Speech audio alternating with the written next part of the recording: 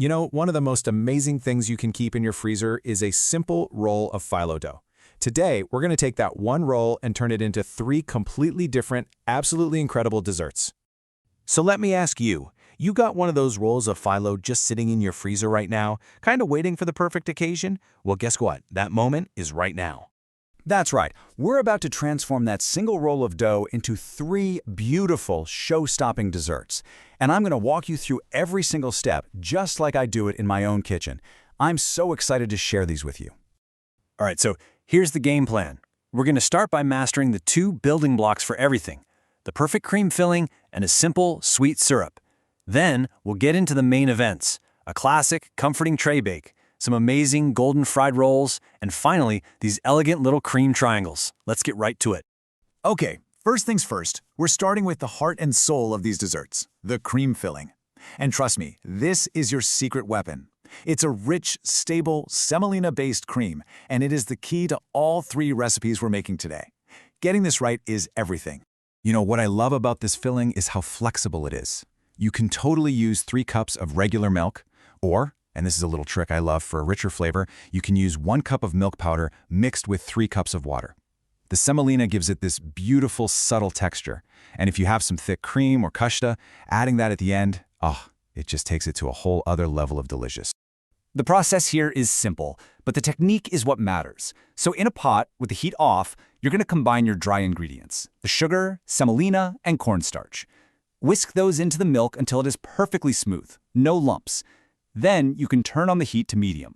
And now you whisk. Don't walk away, just keep whisking. You'll feel it. It'll be thin for a bit, and then all of a sudden it'll start to thicken up. When you see big, thick bubbles breaking the surface, that's your cue. Take it off the heat right away. Now stir in your butter, your cream, and vanilla. The heat from the mixture will melt them in and create this beautiful, silky cream. Then just pour it into a dish and press plastic wrap right onto the surface. This is key. It stops the skin from forming. Pop it in the fridge for at least an hour to get nice and firm. Now, if you remember one thing from this, let it be this. For the absolute smoothest, most luxurious filling, you always add the butter, cream, and vanilla after it comes off the heat. If you cook them, they lose their delicate flavor and the texture just isn't the same. This one little step, it makes all the difference.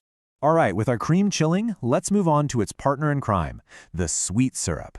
This is what's going to give our pastries that beautiful shine and sweetness. You just can't skip this part. And lucky for us, it is so easy to make. Look at that. 3 ingredients. That's it. It's an equal 1-to-1 ratio of sugar and water, plus a couple slices of lemon. And the lemon isn't just for a little tang. The acid is super important because it actually stops the sugar from crystallizing. It keeps the syrup perfectly smooth and clear. Pretty neat, right? Okay, listen closely here because this part is crucial. Put everything in the pot, give it 1 gentle stir just to get the sugar a little wet, and put it on the heat. Now, put the spoon down. I mean it. Do not stir it again. Just let it come to a boil and bubble away. Once it's boiling, set a timer for exactly 15 minutes. That precision gives us the perfect consistency. After 15 minutes, take it off the heat and just let it cool down completely. We always want cold syrup for these recipes. Okay, our cream is chilled, our syrup is cool, we are ready for our first dessert. This is the classic.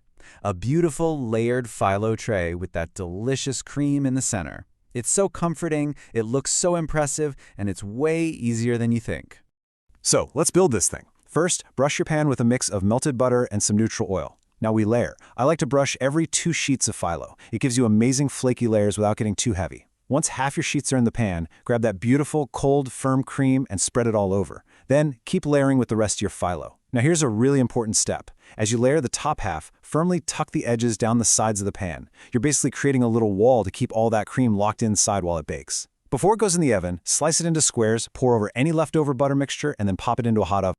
And here's a little secret that's going to save you so much stress.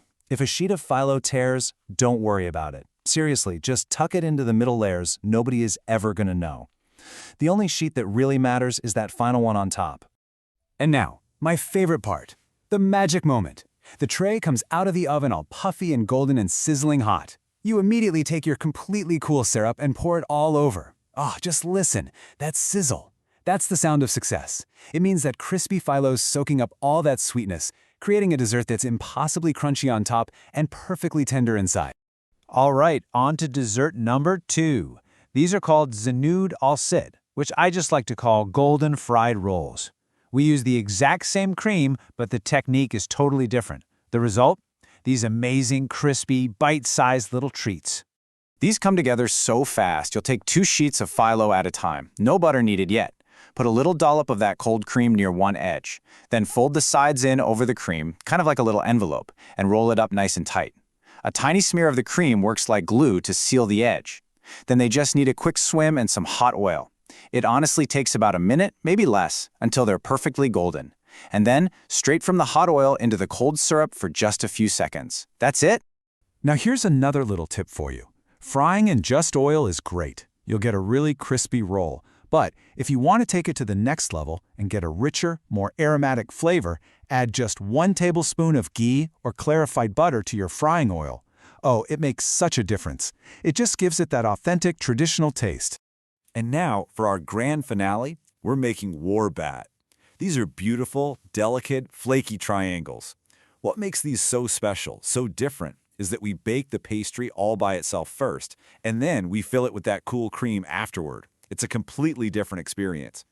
So for this one, we're kind of flipping the script. We build one big stack with all of our phyllo sheets, brushing every couple of layers with our butter and oil mix. Then you cut that entire stack into equal squares. You take each little square stack, fold it on the diagonal to make a triangle, and just line them up in your baking pan. Pour over any leftover butter, bake them till they're golden and puffy, and you guessed it, as soon as they're out, you drizzle them with that cold syrup. Okay, the most important thing here is patience. You absolutely have to let those baked triangles cool all the way down. Once they're cool, you can take a small knife and gently pry open a little pocket between the flaky layers. Then, using a piping bag makes this part super easy. You just fill each one with our luscious cold cream. A little sprinkle of chopped pistachios on top, and they are ready. And the taste, wow, it's so fresh. You have this warm, crispy, sweet pastry, but inside is that cool, pure, creamy filling that was never baked. It's this incredible contrast of temperature and texture. It is a truly spectacular way to enjoy these flavors.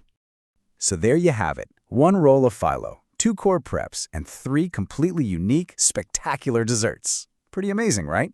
The only question left is, which one are you going to make first? Are you going for the cozy classic tray, the crispy golden rolls, or those elegant, delicate triangles? Whatever you decide, just have fun with it. Happy baking!